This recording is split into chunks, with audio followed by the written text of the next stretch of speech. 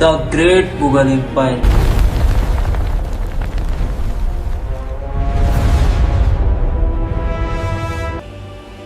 یہ کہانی صرف بادشاہوں کی نہیں، جنگوں، سازشوں، محبت اور دھوکوں کی ہے.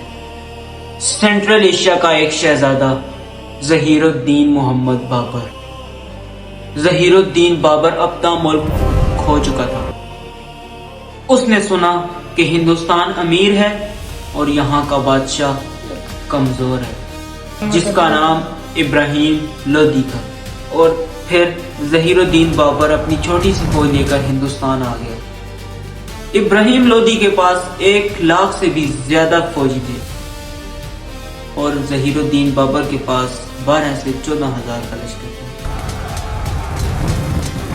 لیکن بابر کے پاس ایک ایسی چیز تھی جو کسی کے پاس نہیں تھی: توپیں اور گنز. اور پھر جنگ شروع ہوتی ہے. دھواں، آوازیں اور افراتفری کی ہر طرف. اور پھر اچانک ابراہیم لودھی کو مار دیا جاتا ہے. جنگ جیتنے کے بعد ظہیر الدین بابر نے دہلی اور آگرہ پر قبضہ کر لیا. ظہیر الدین بابر کے مرنے کے بعد اس کا بیٹا نصیر الدین ہمایوں بادشاہ بن گیا.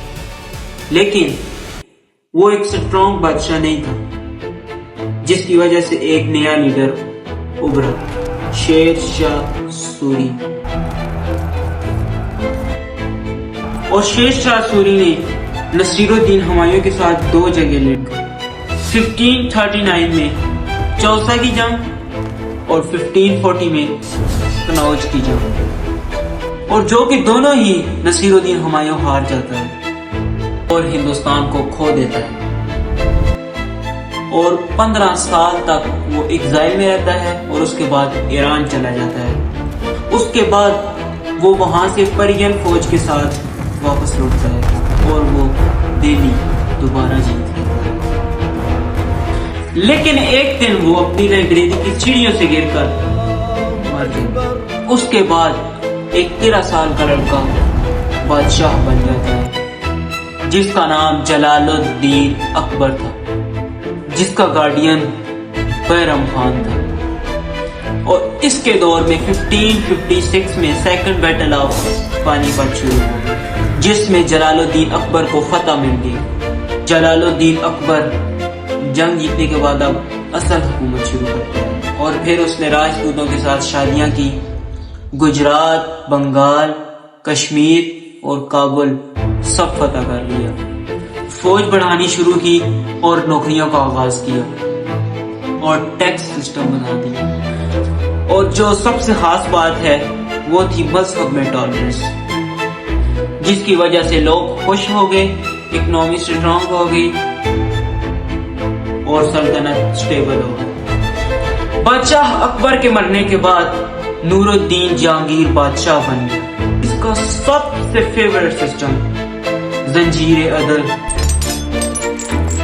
کوئی بھی غریب آدمی انصاف کے لیے اپنی آواز سیدھا بادشاہ تک پہنچا سکتا تھا. اس کی بیوی نور جہاں بہت پاور میں تھی. کورٹ پولیٹکس کی سازشیں بڑھنے لگی اور پھر اس کے مرنے کے بعد شاہ جہان بادشاہ بن جاتا ہے اور اس کی بیوی ممتاز محل مر جاتی ہے، جس کی یاد میں وہ تاج محل بنا دیتا ہے. اور اس کے دور میں آرکیٹیکچر پیک پر ہوتی ہے، ریڈ فورٹ اور شہروں کی ترقی ہوتی ہے. لیکن اس کے بیٹے ہی اس کے خلاف ہو جاتے ہیں.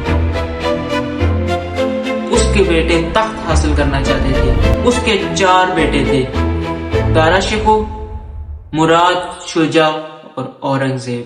1657 سے لے کر 1658 تک ان کی آپس میں جنگ ہوتی، اور جو اورنگزیب عالمگیر جنگ جیت جاتا ہے اور اپنے ہی باپ کو وہ قید میں ڈال دیتا ہے. اورنگزیب کے دور میں مغل سلطنت بہت زیادہ ایکسپینڈ ہوئی.